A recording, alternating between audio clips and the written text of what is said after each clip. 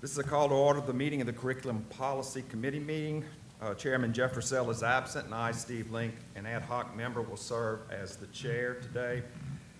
Ms. Tina, please note, in Ms. Cockerham's absence, Mr. Cox will serve as an ad hoc member. Ms. Tina, can you please call the roll? Mr. Frizzell, Mr. Cecil Harris, Ms. Cockram, Mr. Link, Here. and Mr. Cox. Here. Ms. McCray, do we have any public comments? No, sir. Thank you. All right, item number 2 then, Livingston Parish School, Public Schools Policies. Assistant Superintendent, Ms. Tracy McCray. Mr. Link, Mr. Purvis, members of the committee, today we have a number of different policies to bring before you. The first is policy IDDFC, which is cameras in the special education classroom. This policy is being updated due to legislation. The legislation changed the law from having to be requested by parents to being required by law. We are in the process of adding cameras that meet those requirements, and this is for students with significant disabilities or students that are in a classroom over 50% of the day that are special education students. So explain that one more time, Ms. McCray. The law changed. For a long time, parents could request that we put cameras in a significant disability special education classroom. Now the law changed and it requires. It requires you to have cameras. it. Yes. Okay. Across the district, all classes that have 50% or more that meet that significant disability. Who gets to view those, do we know? Yes, sir. It's, Talking at that mic. I do, Mr. Link. I'm the person that, if there's an allegation of something that, by a parent, something that happened in the classroom, I'll have access to footage. The parent, there's really tight requirements around that. If a parent makes an allegation, they have to provide me with the alleged time of the incident, the date of the incident. A lot of these, kids, any child can come home with a bruise. And so we have some kids in these significant classes that are nonverbal. And the bruising is not, it may happen in the classroom, but not by the teacher. We have good teachers. It could happen with the kid just playing, but he can't communicate that to the parent. So the parent gets concerned. I'm just playing out a scenario. They have to give me the alleged date and time of the incident. I go back and look at the footage. And thank goodness that's a requirement of the law, because if not, I'd be looking at all of Are this you the only one that can footage. look at it? Yes, sir. I What- am. And when I saw the thing on the news, I was looking at that, the PII. How does that affect? Technology has developed a system where they blur out the faces if the footage has to be turned over to law enforcement authorities. Okay. Or shared with the parent.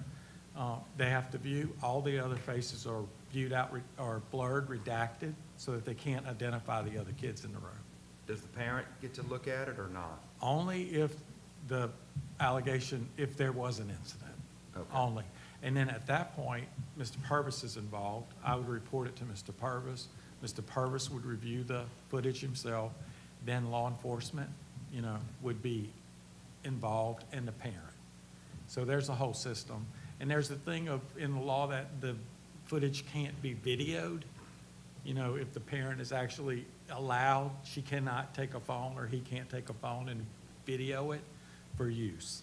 So, and there's a lot of protective pieces in there, Okay, and good. a system.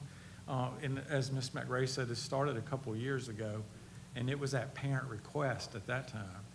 And now it's that all of these classes, and currently we have 76 of these classes in the district. So it's a pretty big endeavor, to have cameras in all those rooms. And the law is very, very detailed on how the viewing has to occur, if the viewing is, if someone is allowed to view it. It's very detailed out. It also states that all teachers that are in those rooms have to be trained before the camera is made live. So the teacher is protected, and because they have to be trained, and it's explained exactly what has to go on with it. So it's a very detailed process, and we are working on it. And the completion date to have all installed is February 1st. That's based on the law, and we are currently on track to do so. Thank you. Any other questions? Okay, the next policy is IDDF, Education of Students with Exceptionalities. Several changes to this policy. First was notification of individual rights. Second is seclusion and restraint, clarification on the definition of seclusion and restraint. Third is documentation and notification of parent or guardian. And fourth is guidelines and procedures, which clarifies when and where policies will be posted. And I will tell you, if you reviewed that policy, that is a really large policy because there are lots of changes in it. And the principals, we spoke to our principals at this past meeting and let them know that at the December meeting that we would be going through the changes here once this was approved and making sure they are up to date on the whole process and meet the timelines. But this policy is based strictly on law that passed in the 2025 session. So this is just all being updated to make sure we're in compliance with that. Any questions? Next policy is EDCB, carpool and bus line safety.